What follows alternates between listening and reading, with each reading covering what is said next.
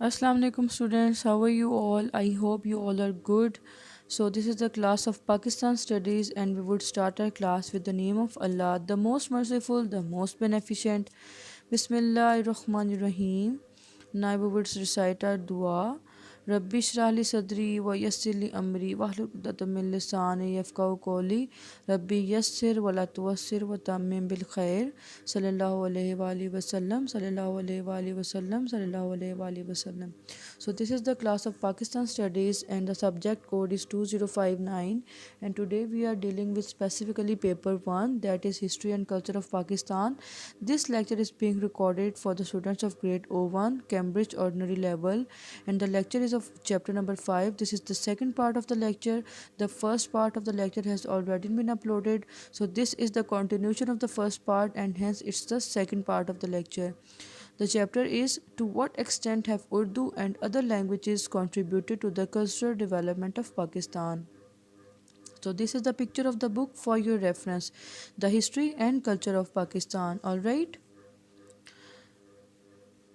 So before moving forward, I would like to show all of you the piece of art. This is actually a piece of poetry that is being written in the Sindhi language, as you all can see. Now we would look inside the origin of the Sindhi language. The word Sindhi is derived from Sindhu, the original name of the river Indus. So from this the word Sindhi is derived and that name has been awarded to the language. It is an Indo-Aryan language. Sindhi is older than Urdu. It is spoken in the province of Sindh, as we all know that. So there are lots of evidences, and the historian states that the way of speaking and using Sindhi language in modern era is almost the same as it was in the 12th century. So this is the amazing thing about the Sindhi language, that it hasn't changed at all. It's been same from the 12th century till now. Early stages of development of Sindhi. So we would discuss the development of Sindhi, what were the early stages, and later on we would discuss the modern stages of development of Sindhi as well. So in the early stages of development of Sindhi are when the Muslims arrived in subcontinent, they adopted their own ways. But before their arrival, Marwari and Ars Nagari ways of writing were used for the Sindhi language. These are the primitive ways of writing. But soon after, when Muslims arrived in subcontinent, Arabic script was adopted. In 8th century, Arabic was the language of administration, but Sindhi was spoken by the people. So this shows that people adopted Sindhi as their mode of communication. And administrative language was Arabic till Muslims decided to have Sindhi as their spoken language.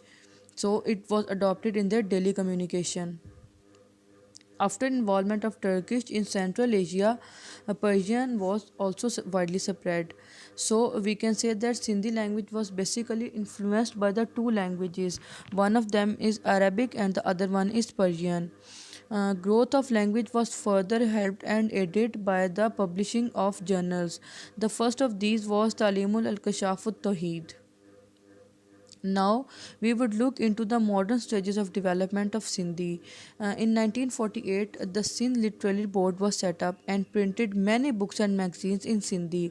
Important Sindhi authors are Peer Ali Muhammad Rashid, Fakir Nabi books, and Ghulam Alana. There were many books that were written on Sindhi folk literature. In 1954, Bazme Talibul Mualla was set up to promote Sindhi literature. A Sachar Sarmast is a famous name of a Sindhi language. He has written great masterpieces of poetry in the Sindhi language. So a Sarmast Academy has been set up in the memory of Sachar Sarmast. A Sindhiology department has been set up in Sindh University Jamshoro. So basically the purpose of setting this department was to promote the Sindhi language and to indulge people more so that they would have great interest and they would learn more about the Sindhi language. The next are the prominent names in the Sindhi language. Most famous people in Sindhi writing and poetry are Makhdoom Nu Afhala and Qazi Kazan of Tata. Sindhi literature was in high quality during the Somro period, but its peak was considered to be between 1685 and 1783. And famous people of that time were Sachal Sarmast and Shah Abdul Latif Bhatai. So many people believe that the Somro period, that was between 1050 to 1300, was the high quality period of the Sindhi language. But other historians believe that during the period from 1685 to 1783, the Sindhi language was at its peak. So, this slide shows that there are about 23 million people around the world that speak Sindhi. So, Sindhi language is being adopted globally, and about 23 million people use this language as their mode of communication. So, this map shows that different provinces have different languages. So, Sindhi language is basically adopted by the province of Sindh. But we, if we look at the bar chart of the Pakistan and the languages in Pakistan, so we would find that the second largest part of the language which is being adopted by the people for communication is the Sindhi language. The first is Punjabi, that is about 48%. On the second slot, Sindhi comes with the 12% share. So this was all about the Sindhi language. We would discuss other languages in the next videos as well. So stay tuned and stay connected. Thank you.